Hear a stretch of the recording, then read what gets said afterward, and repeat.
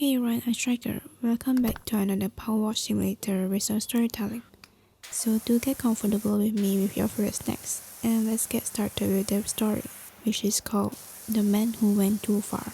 The little village of Seafaith nestles in a hollow of wooded hill up on the north bank of the River Fawn in the country of Hampshire, huddling close round its grey Norman church as if for spiritual protection against the fays and fairies, the trolls and little people, who might be supposed still to linger in the vast empty spaces of the New Forest, and to come after dusk and do their doubtful businesses. Once outside the hamlet, you may walk in any direction, so as long as you avoid the high road which leads to Brokenhurst, for the length of a summer afternoon without seeing sign of human habitation, or possibly even catching sight of another human being. Shaggy wild ponies may stop their feeding for a moment as you pass. The white skulls of rabbits will vanish into their burrows.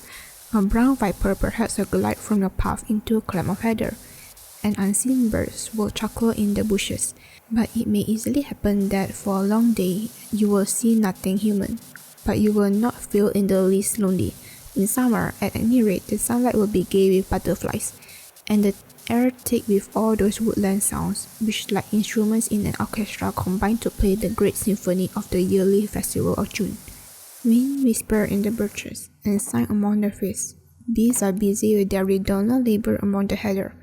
A myriad birds chirp in the green temples of the forest trees, and the voice of the river paddling over stony places, bubbling into pools, chuckling and gulping around corners, give you the sense that many presences and companions are near at hand. Yet, oddly enough, though one would have thought that these benign and cheerful influences of wholesome air and spaciousness of forest were very helpful comrades for a man, in so far as nature can really influence this wonderful human genius, which has in these centuries learned to defy her most violent storm in its well-established houses, to bridle her torrents and make them light its streets, to tunnel her mountains and plough her seas. The inhabitants of Seafaith will not willingly venture into the forest after dark, for in spite of the silence and loneliness of the hooded night, it seems that a man is not sure in what company he may suddenly find himself, and though it is difficult to get from these villagers any very clear story of occult appearances, the feeling is widespread. One story indeed I have heard with some definiteness, the tale of a monstrous goat that has been seen to skip with hellish glee about the woods and shady places, and this perhaps is connected with the story which I have here attempted to piece together.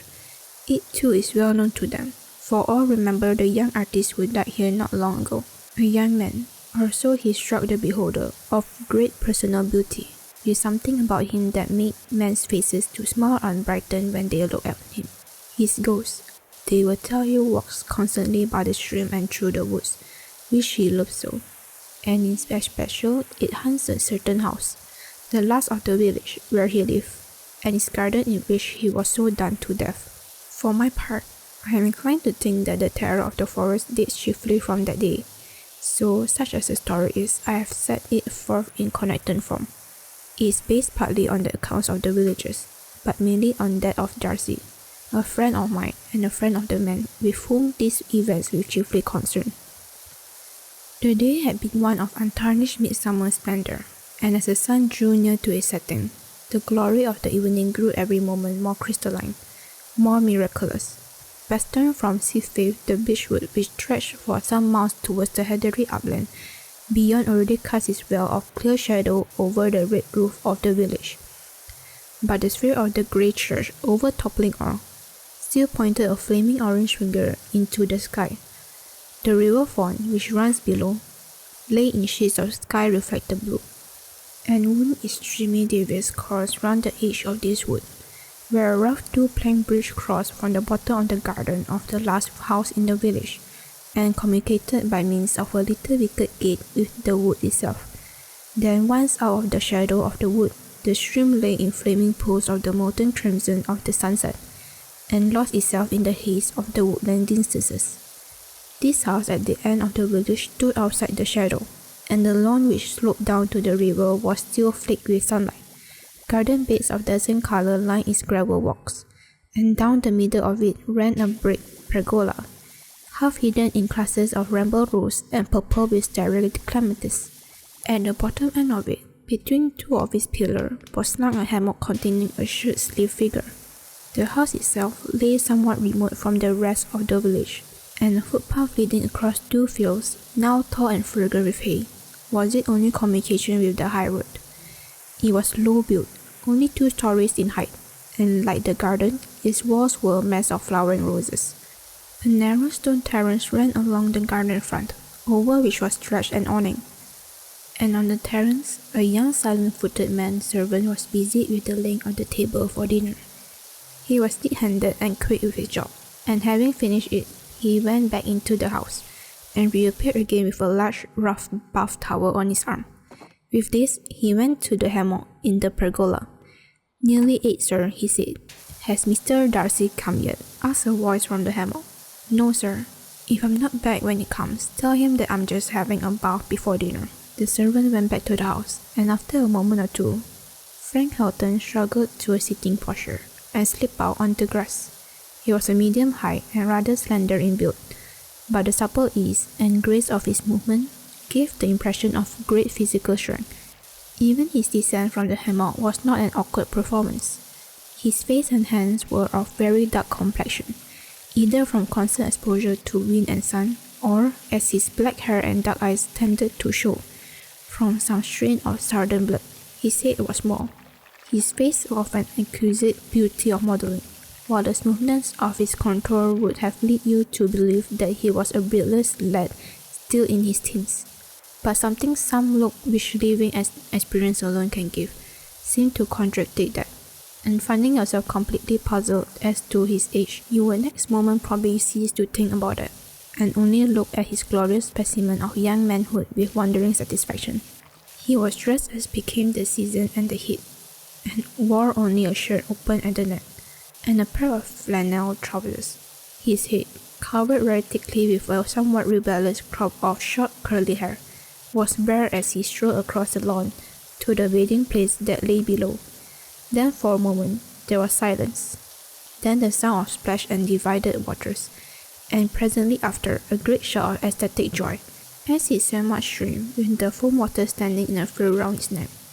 Then after some 5 minutes of limb-stretching struggle with the flood, he turned over on his back, and with his arms strewn wide, floated downstream, ripple cradled and inert. His eyes were shut, and between half-parted lips, he talked gently to himself.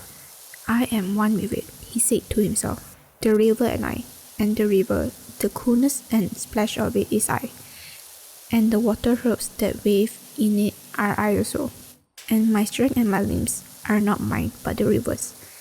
It is all one dear fawn." A quarter of an hour later, he appeared again at the bottom of the lawn, dressed as before, his wet hair already dried into crisp short curls again. There he paused a moment, looking back at the stream with the smile with which men look at on one face of a friend, then turned towards the house. Simultaneously, his servant came to the door leading onto the terrace, followed by men who appeared to be some halfway through the 4th decade of his years. Frank and he saw each other across the bushes and the garden beds, and each quickening his step, they met suddenly face to face round an angle of the garden walk, in the fragrance of shringa. "My dear Darcy," cried Frank, "I am charmed to see you." But the other stared at him in amazement. "Frank!" he exclaimed. "Yes, that is my name," he said, laughing. "What's the matter?" Darcy took his hands. "What have you done to yourself?" he asked. "You are a boy again." I have a lot to tell you," said Frank. "Lots that you will hardly believe, but I shall convince you." He broke off suddenly and held up his hand. "Hush, there is my nightingale," he said. The smile of recognition and welcome with which he had greeted his friend faded from his face, and a look of rapt wonder took its place, as of a lover listening to the voice of his beloved. His mouth parted slightly, showing the white line of teeth, and his eyes looked out and out till they seemed to Darcy to be focused on things beyond the vision of man. Then something perhaps startled the bird, for the song ceased. "Yes, lots to tell you," he said. "Really, I am delighted to see you, but you look rather white and put down. No wonder after that fever. And there is to be no nonsense about this visit.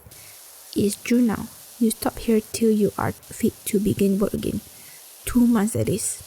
I can't trespass quite to that extent. Frank took his arm and walked him down the grass. Trespass? Who talks of trespass? I shall tell you quite openly when I'm tired of you. But you know when we had the studio together, we used not to bore each other. However, it's ill talking of going away on the moment of your arrival. Just a stroll to the river, and there it will be dinner time.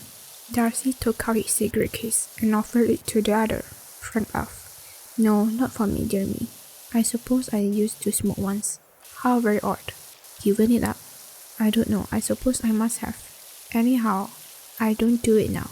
I would as soon think of eating meat. Another victim on the smoking altar of vegetarianism. Victim? Asked Frank. Do I strike you as such? He paused on the margin of the stream and whistled softly. Next moment, a moorhen made its splashing flight across the river and ran up to the bank. Frank took it very gently in his hands and stroked its head as the creature lay against his shirt. And is this house among the reeds still secured? He half crooned to it. And is the missus quite well? And are the neighbours flourishing it? There, dear, home with you, and he flung it into the air. That bird's very tame, said Darcy, slightly bewildered. It is rather, said Frank, slowing its flight. During dinner, Frank chiefly occupied himself in bringing himself up to date in the movement and achievement of this old friend whom he had not seen for 6 years. Those 6 years, it now appeared, had been full of incident and success for Darcy. He had made a name for himself as a portrait painter which bade fair to outlast the vogue of a couple of seasons, and his leisure time had been brief. Then some 4 months previously, he had been through a severe attack of typhoid, the result of which, as concerned this story, was that he had come down to this sequestered place to recruit. Yes, you have got on, said Frank at the end. I always knew you would, ARA with more in prospect. Money? You roll in it, I suppose. And oh Darcy, how much happiness have you had all these years? That is the only imperishable possession. And how much have you learned? Oh, I don't mean in art. Even I could have done well in that. Darcy laughed. Done well? My dear fellow, all I have learned in these 6 years in you, so to speak, in your cradle. Your old pictures fetch huge prizes. Do you never paint now? Frank shook his head. No, I'm too busy, he said. Doing what? Please tell me. That is what everyone is forever asking me. Doing? I suppose you would say I do nothing.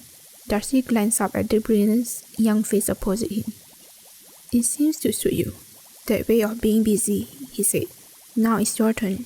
Do you read? Do you study? I remember you saying that it would do us all as artists, I mean, a great deal of good if we would study any one human face carefully for a year, without recording a line. Have you been doing that? Frank shook his head again. I mean exactly what I said, he said. I have been doing nothing, and I have never been so occupied. Look at me. Have I not done something to myself to begin with? Yes, you are 2 years younger than I, said Darcy. At least you used to be. You therefore are 35. But had I never seen you before, I should say you were just 20. But was it worthwhile to spend 6 years of greatly occupied life in order to look 20? Seems rather like a woman of fashion. Frank laughed boisterously. First time I've been compared to that particular bird of prey, he said. No, that has not been my occupation. In fact, I am only very rarely conscious that one effect of my occupation had been that. Of course, it must have been. If one comes to think of it, it is not very important. Quite true, my body has become young, but that is very little. I have become young. Darcy pushed back his chair and sat sideways to the table looking at the other. Has that been your occupation then? He asked. Yes, that anyhow is one aspect of it. Think what youth means is the capacity for growth. Mind, body, spirit, all grow, all get stronger, all have a fuller, firmer life every day. That is something considering that every day that passes, after the ordinary man reaches the full-blown flower of his strength, weakens his whole on life. A man reaches his prime and remains, we say, in his prime for 10 years or perhaps 20. But after his primer's prime is reached, he slowly, insensibly weakens. These are the signs of age in you. in your body, in your art, probably in your mind. You are less electric than you were. But when I reach my prime, I am nearing it. You shall see. The stars had begun to appear in the blue velvet of the sky, and to the east the horizon seen above the black silhouette of the village was growing dove-colored with the approach of moonrise. White moth hovered dimly over the garden bed, and the footsteps of night tiptoed through the bushes. Suddenly Frank rose. It is the supreme moment, he said softly. Now more than at any other time of the current life, the eternal imperishable current runs so close to me that I am almost enveloped in it. Be silent a minute.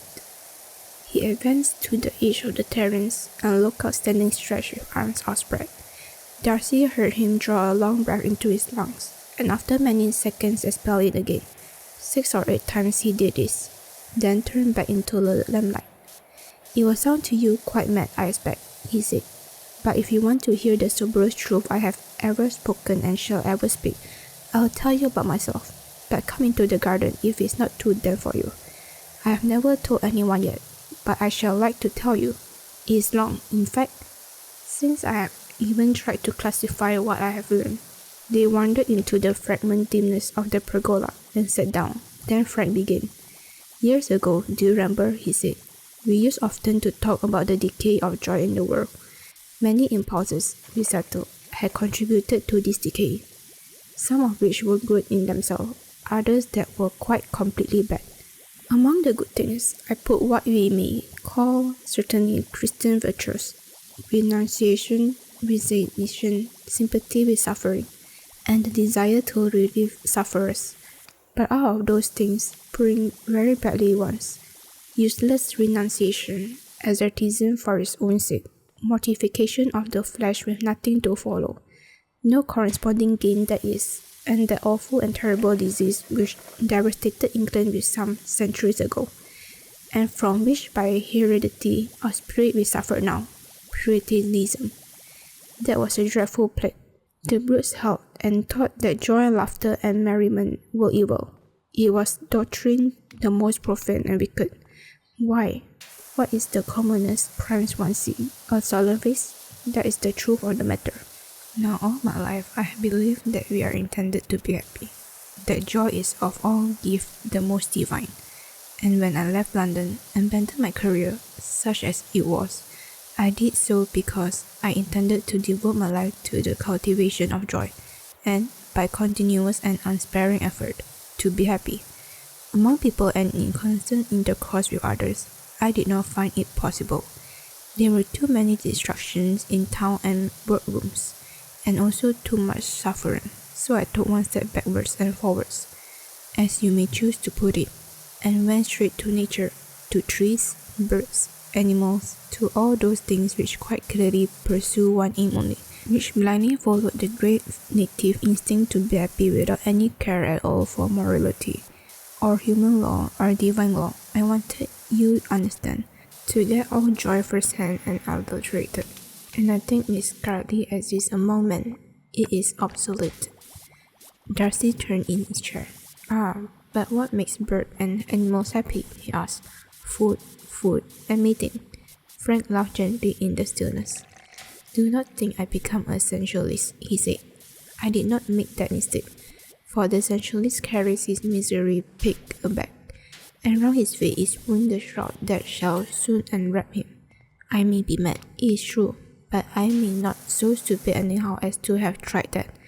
No, what it is that makes puppies play with their own tails, that sends cats on their prowling aesthetic errands at night. He paused for a moment. So I went to nature, he said. I sat down here in this new forest, sat down fair and square and looked. That was my first difficulty, to sit here quiet without being bored, to wait without being impatient, to be receptive and very alert. Though for a very long time nothing particularly happened. The change in fact was slow in those early stages. Nothing happened? Asked Darcy rather impatiently, with a sturdy revolt against any new idea which to the English mind is synonymous with nonsense. Why, what in the world should happen? Now Frank, as he had known him, was the most generous but most quick-tempered of mortal men. In other words, his anger would flare to a prodigious beacon, under almost no provocation, only to be quenched again under a gust of no less impulsive kindness. Thus, the moment Darcy had spoken, an apology for his hasty question was halfway up his tongue. But there was no need for it to have travelled even so far, for Frank laughed again with kindly, genuine mirth. "Oh, how I should have resented that a few years ago," he said. "Thank goodness that resentment is one of those things I have got rid of. I had certainly wished that you should believe my story. In fact, you are going to. But that you at this moment should imply that you do not, does not concern me. Your solitary sojourns have made you inhuman," said Darcy, still very English. "No human," said Frank. "Rather more human, at least rather less of an ape." "Well, that was my first quest," he continued, after a moment. "The deliberate and unswerving pursuit of joy. And my method, the eager contemplation of nature. As far as motive went, I dare say it was purely selfish. But as far as effect goes, it seemed to me about the best thing one can do for one's fellow creatures. For happiness is more infectious than smallpox. So, as I said, I sat down and waited. I looked at happy things. Seriously avoided the sight of anything unhappy, and by degrees, a little trickle of the happiness of this blissful world began to filter into me. The trickle grew more abundant, and now, my dear fellow, if I could for a moment divert from me into you one half of the torrent of joy that pours through me day and night, you would throw the world, art, everything aside, and just live, exist. When a man's body dies, it passes into trees and flowers. Well, that is what I have been trying to do with my soul before death." The servant had brought into the pergola a table with siphons and spirits, and had set a lamp upon it. As Frank spoke, he leaned forward toward the other, and Darcy, for all his matter-of-fact common sense, could have sworn that his companion's face shone, was luminous in itself. His dark brown eyes glowed from within. The unconscious smile of a child irradiated and transformed his face. Darcy felt suddenly excited, exhilarated. "Go on," he said. "Go on. I can feel you are somehow telling me sober truth. I dare say you are mad, but I don't see that matters." Frank laughed again. "Mad?" he said. "Yes, certainly, if you wish, but I prefer to call it sane. However, nothing matters less than what anybody chooses to call things. God never labels his gift, he just puts them into our hands, just as he puts animals in the Garden of Eden, for Adam to name if he felt disposed. So by the continual observance and study of things that were happy," continued he, "I got happiness, I got joy. But seeking it, as I did from nature, I got much more which I did not seek, but stumbled upon originally by accident. It is difficult to explain, but I will try.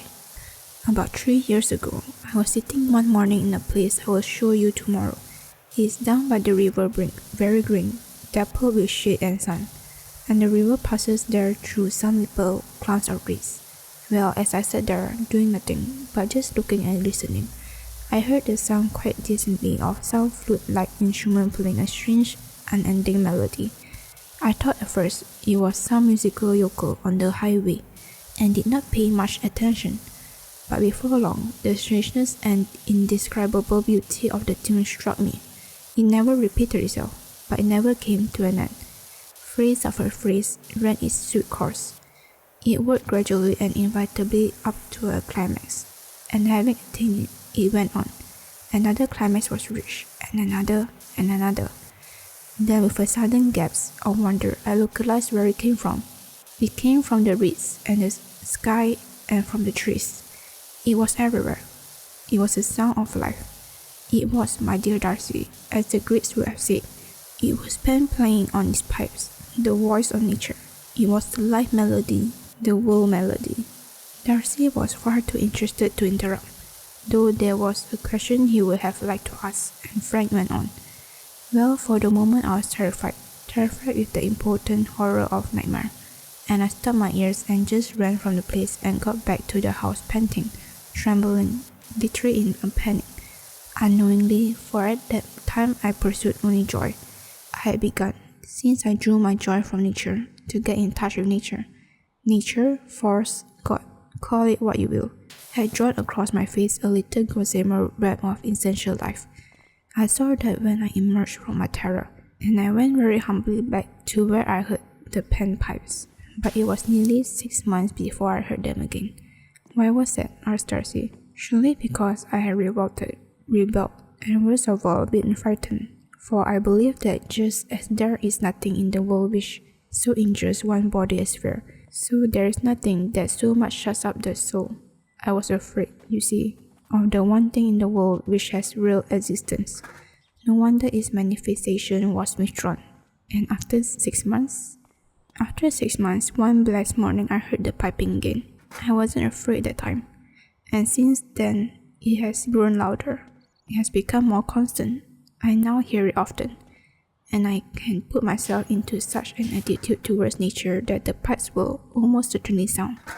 And never yet have they played the same tune. It is always something new, something fuller, richer, more complete than before. What do you mean by such an attitude towards nature? Asked Darcy. I can't explain that, but by translating it into a bodily attitude, it is this. Frank sat up for a moment, quite straight and sharp, then slowly sunk back with arms spread out and head drooped. That, he said, an effortless attitude, but open, resting, receptive. It's just that which you must do with your soul. Then he sat up again. One more word, he said, and I will bore you no further. Nor unless you will ask me questions shall I talk about it again. You will find me, in fact, quite sane in my mood of life. Birds and beasts you will see behaving somewhat intimately to me, like that moorhen, but that is all. I will walk with you, ride with you, play golf with you, and talk with you on any subject you like. But I wanted you on the threshold to know what has happened to me. And one thing more will happen. He paused again, and a slight look of fear crossed his eyes. There will be a final revelation, he said, a complete and blinding stroke, which will throw open to me, once and for all, the full knowledge, the full realization and comprehension that I am one, just as you are, with life. In reality, there is no me, no you, no it. Everything is part of the one and only thing which is life. I know that is so, but the realization of it is not yet mine. But it will be, and on the day, so I take it, I shall see pain. It may mean death, the death of my body, that is, but I don't care. It may mean immortal, eternal life lived here and now, and forever. Then having gained that, my dear Darcy, I shall preach such a gospel of joy, showing myself as the living proof of the truth, that Puritanism, the dismal religion of sour faces, shall vanish like a breath of smoke, and be dispersed and disappear in the sunlit air. But first the full knowledge must be mine. Darcy watched his face narrowly. You are afraid of that moment, he said. Frank smiled at him. Quite true, you are quick to have seen that. But when it comes, I hope I shall not be afraid. For some little time there was silence. Then Darcy rose. You have bewitched me, you extraordinary boy, he said. You have been telling me a fairy story, and I find myself saying, promise me it is true. I promise you that, said the other. And I know I shan't sleep, added Darcy. Frank looked at him with a sort of mild wonder, as if he scarcely understood. Well, what does that mean? He said. I assure you it does. I am wretched unless I sleep. Of course I can make you sleep if I want, said Frank in a rather bored voice. Well, do. Very good. Go to bed. I come upstairs in 10 minutes. Frank busied himself for a little after the other had gone, moving the table back under the awning of the veranda and quenching the lamp. Then he went his quick, silent tread upstairs and into Darcy's room. The latter was already in bed, but very wide-eyed and wakeful, and Frank, with an amused smile of indulgence, as for a fretful child, sat down on the edge of the bed. Look at me, he said, and Darcy looked. The birds are sleeping in the brook, said Frank softly, and the winds are asleep. The sea sleeps, and the tides are but the heaving of its breast. The stars swing slow, brought in the great cradle of heavens, and he stopped suddenly, gently blew out Darcy's candle, and left him sleeping. Morning brought to Darcy a flood of hard common sense, so clear and crisp as the sunlight that filled his room. Slowly he woke. He gathered together the broken threads of the memories of the evening which had ended. So he told himself, in a trait of common hypnotism, that accounted for it all. The whole strange talk he had was under a spell of suggestion from the extraordinary vivid boy who had once been a man. All his excitement, his acceptance of the incredible, had been merely the effect of a stronger, more potent will imposed on his own. How strong that will was, he guessed from his own instantaneous obedience to Frank's suggestion of sleep. And armed with impenetrable common sense, he came down to breakfast. Frank had already begun, and was consuming a large plateful of porridge and milk, with the most prosaic and healthy appetite. Slept well? He asked. Yes, of course. Where did you learn hypnotism? By the side of the river. You talked an amazing quantity of nonsense last night, remarked Darcy, in a voice briefly with reason. Rather, I felt quite giddy. Look, I remembered to order a dreadful daily paper for you. You can read about money markets or politics, or cricket matches. Darcy looked at him closely. In the morning light, Frank looked even fresher, younger, more vital than he had done the night before, and the sight of him somehow tinted Darcy's armor of common sense. You are the most extraordinary fellow I ever saw, he said. I want to ask you some more questions. Ask away, said Frank. For the next day or two, Darcy plied his friend with many questions, objections, and criticisms on the theory of life, and gradually got out of him a coherent and complete account of his experience. In brief, then, Frank believed that by laying naked, as he put it, to the force which controls the passage of the stars, the breaking of a wave, the budding of a tree, the love of a youth and maiden, he had succeeded in a way hitherto undreamed of in possessing himself of the essential principle of life. Day by day, so he thought, he was getting nearer to and in closer union with the great power itself, which caused all life to be. The spirit of nature, of force, or the spirit of God. For himself, he confessed to what others would call paganism. It was sufficient for him that there existed a principle of life. He did not worship it, he did not pray to it, he did not praise it. Some of it existed in all human beings, just as it existed in trees and animals. To realize and make living to himself the fact that it was all one, was his sole aim and object. Here perhaps Darcy would put it in a word of warning. Take care, he said. To see pen man deaf, did it not? Frank's eyebrow would rise at this. What does that matter, he said. True, the Greeks were always right, and they said so. But there is another possibility. For the nearer I get to it, the more living, the more vital and young I become. What then do you expect the final revelation will do it for you? I have told you, said he. It will make me immortal. But it was not so much from speech and argument that Darcy grew to grasp his friend's conception, as from the ordinary conduct of his life. They were passing, for instance, one morning down the village street, when an old woman, very bent and discreet, but with an extraordinary cheerfulness of face, hobbled out from her cottage. Frank instantly stopped when he saw her. You old darling, how goes it all? He asked. But she did not answer. Her dim old eyes were riveted on his face. She seemed to drink in like a thirsty creature the beautiful radiance which shone there. Suddenly she put her two withered old hands on his shoulder. You're just the sunshine itself, she said, and he kissed her and passed on. But scarcely 100 yards further a strange contradiction of such tenderness occurred. A child running along the path towards them fell on his face, and set up a dismal cry of fright and pain. A look of horror came into Frank's eyes, and putting his fingers in his ears, he fled at full speed down the street, and did not pause till he was out of hearing. Darcy, having ascertained that the child was not really hurt, followed him in bewilderment. Are you without pity then? He asked. Frank shook his head impatiently. Can't you see? He asked. Can't you understand that sort of thing, pain, anger, anything unlovely throws me back, retards the coming of the great hour? Perhaps when it comes, I shall be able to piece that side of life on to the other, onto the true religion of joy. At present I can't. But the old woman, was she not ugly? Frank's radiance gradually returned. Ah no, she was like me. She longed for joy, and knew it when she saw it, the old darling. Another question suggested itself. Then what about Christianity? Asked Darcy.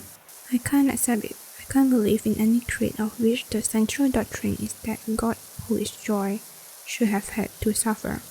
Perhaps it was so. In some indestructible way, I believe it may have been so. But I don't understand how it was possible, so I leave it alone. My affair is joy. They had come to their where above the village, and the thunder of Rioche's cool water was harrying the air. Trees dipped into the translucent stream with slender trailing branches, and the meadow where they stood was dark with midsummer blossomings. Larks shot out caroling into the crystal dome of blue, and 1,000 voices of June sang round them. Frank, bareheaded as was he wont, with his coat slung over his arms and shirt sleeve rolled up above the elbow, stood there like some beautiful wild animal, with eyes half shut and mouth half open, drinking in the scented warmth of the air.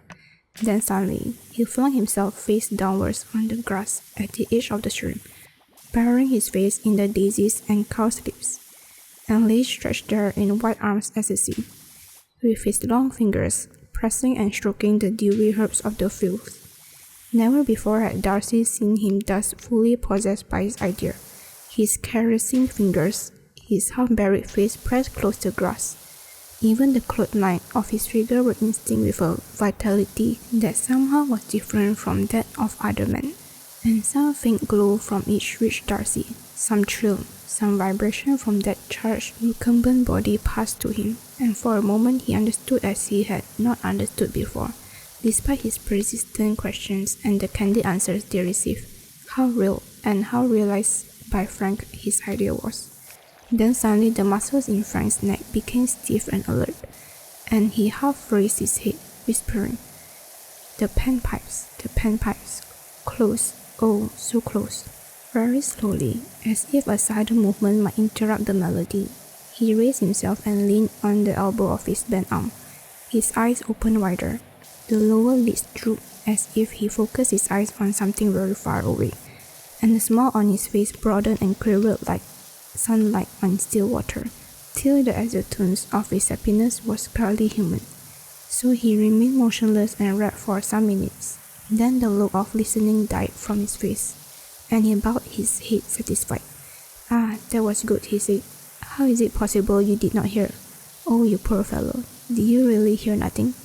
A week of this outdoor and stimulating life did wonders in restoring to Darcy the vigor and health which his weeks of fever had flinched from him. And as his normal activity and higher pressure of vitality returned, he seemed to himself to fall even more under the spell which the miracle of Frank's youth cast over him. 20 times a day he found himself saying to himself, suddenly at the end of some 10 minutes' silent resistance to the absurdity of Frank's idea. But it isn't possible, it can't be possible, and from the fact of his having to assure himself so frequently of this, he knew that he was struggling and arguing with a conclusion which already had taken root in his mind. For in any case, a visible living miracle confronted him, since it was equally impossible that this youth, this boy, trembling on the verge of manhood, was 35. Yet such was the fact. July was ushered in by a couple of days of blustering and fearful rain, and Darcy, unwilling to risk the chill, kept to the house. But to Frank, this sweeping change of weather seemed to have no bearing on the behavior of man, and he spent his days exactly as he did under the sun of June, laying in his hammock, stretched on the dripping grass, or making huge rambling excursions into the forest, the birds hopping from tree to tree after him, to return in the evening, drenched and soaked, but with the same unquenchable flame of joy burning within him. Catch cold? He would ask. I have forgotten how to do it, I think. I suppose it makes one body more sensible always to sleep out of doors. People who live indoors always remind me of something pale and skinless. Do you mean to say you slept out of doors last night in that deluge? Asked Darcy. And where, may I ask? Frank thought a moment. I slept in the hammock till nearly dawn, he said, for I remember the light blinked in the east when I woke. Then I went. Where did I go? Oh yes, to the meadow where the panpipe sounded so close a week ago. You were with me, do you remember? but I always have a rug if it's wet, and he went whistling upstairs. Somehow that little touch, his obvious effort to recall where he had slept, brought Slingshy home to Darcy, the wonderful romance of which he was the still half-incredulous beholder. Sleep till close on dawn in a hammock, then the tramp, or probably scamper, underneath the windy and weeping heavens to the remote and lonely meadow by the weir. The picture of the other such nights rose before him, Frank sleeping perhaps by the bathing place under the filtered twilight of the stars, or the white blaze of moonshine, astir and awakening at some dead hour, perhaps a space of silent wide-eyed thought, and then a wanderer through the harsh woods to some other dormitory, alone with his happiness, alone with the joy and the life that suffused and enveloped him, without other thought or desire or aim except the hourly and never ceased communion with the joy of nature. They were in the middle of dinner that night, taking on indifferent subjects, when Darcy suddenly broke off in the middle of a sentence. "I've got it," he said. "At last I've got it." "Congratulate you," said Frank. "But what?" "The radical unsoundness of your idea. It is this: all nature from highest to lowest is full, crammed full of suffering. Every living organism in nature preys on another. Yet, in your aim to get close to be one with nature, you leave suffering altogether out. You run away from it. You refuse to recognize it. And you're waiting, you say, for the final revelation." Frank's brow clouded slightly. "Well," he asked, rather wearily, "cannot you guess then when the final revelation will be? In joy you are supreme. I grant you that. I did not know a man could be so master of it. You have learned perhaps practically all that nature you can teach, and if, as you think, the final revelation is coming to you, it will be the revelation of horror, suffering, death, pain in all its hideous forms. Suffering does exist. You hate it and fear it." Frank held up his hand. "Stop, let me think," he said. There was a silence for a long minute. "That never struck me," he said at length. "Is it possible that what you suggest is true?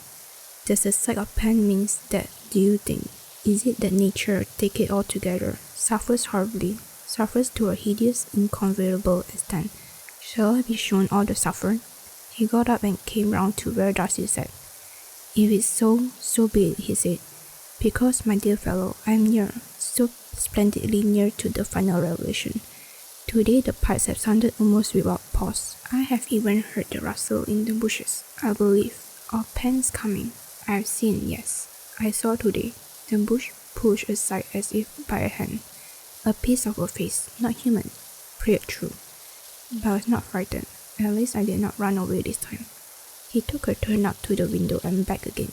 "Yes, there is suffering all through," he said, "and I have left it all out on my search. Perhaps, as you said, the revelation will be that, and in that case, it will be goodbye.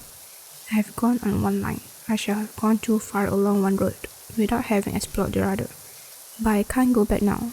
I wouldn't if I could. Not a step would I retrace. In any case, whatever the revelation is, it will be God. I'm sure of that." The rainy weather soon passed, and with the return of the sun, Darcy again joined Frank in the long rambling days. It grew extraordinarily hotter, and with the fresh bursting of life after the rain, Frank's vitality seemed to blaze higher and higher. Then, as if the habit of the English weather, one evening clouds began to bank themselves up in the west. The sun went down in a glare of coppery thunderwrack, and the whole earth broiling under an unspeakable oppression, and sultriness paused and panted for the storm. After the sunset, the remote fires of lightning began to wink and flicker on the horizon, but when big time came, the storm seemed to have moved no nearer, though a very low unceasing noise of thunder was audible. Wearing and oppressed by the stress of the day, Darcy fell at once into heavy, uncomforting sleep. He woke up suddenly into full consciousness, with the din of some appalling explosion of thunder in his ears, and sat up in bed with racing heart. Then for a moment, as he recovered himself from the panic land which lies between sleeping and waking, there was silence, except for the steady hissing of rain on the scrubs outside his window. But suddenly that silence was shattered and shredded into fragments by a scream from somewhere close at hand, outside in the black garden. A scream of supreme and despairing terror. Again, and once again, it shrieked out. And then a blabbing of awful words was interjected. A quavering, sobbing voice that he knew said, oh my God, oh Christ," and then followed a little mocking, bleating laugh. There was silence again, only the rain hissed on the scrubs. All this was but the affair of a moment, and without pause either, to put on clothes and light a candle. Darcy was already fumbling at his door handle. Even as he opened it, he met a terror-stricken face outside, that of the man servant who carried a light. "Did you hear?" he asked. The man's face was bleached to a dull shining brightness. "Yes, sir," he said. It was the master's voice. Together, they hurried down the stairs and through the dining room, where an orderly table for breakfast had already been laid, and out onto the terrace. The rain for the moment had been utterly stayed, as if the tap of the heavens had been turned off, and under the lowering black sky, not quite dark, since the moon rode somewhere serene behind the conglomerated thunderclouds. Darcy stumbled into the garden, followed by the servant with the candle. The monstrous leaping shadows of himself was cast before him on the lawn. Lost and wandering odors of rose and lily and damp earth would take about him. But more pungent was some sharp and earthy smell that suddenly reminded him of a certain chalet in which he had once taken refuge in the Alps. In the blackness of the hazy light from the sky, and the vague tossing of the candle behind him, he saw that the hammock in which Frank so often lay was tenanted. A gleam of white shirt was there, as if a man sitting up in it, but across there was an obscure dark shadow, and as he approached the earthquake, odor grew more intense. He was now only some few yards away, when suddenly the black shadow seemed to jump into the air, then came down with tappings on hard hoofs on the brick path that ran down the pergola, and with some frolicsome skipping galloped off into the bushes. When that was gone, Darcy could see quite clearly that a shirted figure sat up in the hammock. For one moment, from sheer terror of the unseen, he hung up on his step, and the servant joining him, they walked together to the hammock. It was Frank. He was in shirt and trousers only, and he sat up with braced arms. For 1/2 second, he stared at them, his face a mask of horrible contorted terror. His upper lips was drawn back so that the gums of the teeth appeared, and his eyes were focused not on the two who approached him but on something quite close to him. His nostrils were widely expanded, as if he panted for breath, and terror incarnate and repulsion and deathly anguish wrote dreadful lines on his smooth cheeks and forehead. Then even as they looked, the bodies sank backwards, and the ropes of the hammock whizzed and strained. Darcy lifted up and carried him indoors. Once he thought there was a faint convulsive stir of the limb that lay with so dead a weight in his arms, but when they got inside, there was no trace of life, but the look of supreme terror and agony of fear had gone from his face. A boy tired with play, but still smiling in his sleep, was the burden he lay on the floor. His eyes had closed, and the beautiful mouth lay in smiling curves, even as when a few mornings ago, in the meadow by the weir, he had quivered to the music of the unheard melody of Pan's pipes. Then they looked further. Frank had come back from his bath before dinner that night, in his usual costume of shirt and trousers only. He had not dressed, and during dinner, so Darcy remembered, he had rolled up the sleeve of his shirt to above the elbow. Later, as they sat and talked after dinner, on the close sultriness of the evening, he had unbuttoned the front of his shirt to let what little breath of wind there was play on his skin. The sleeves were rolled up now.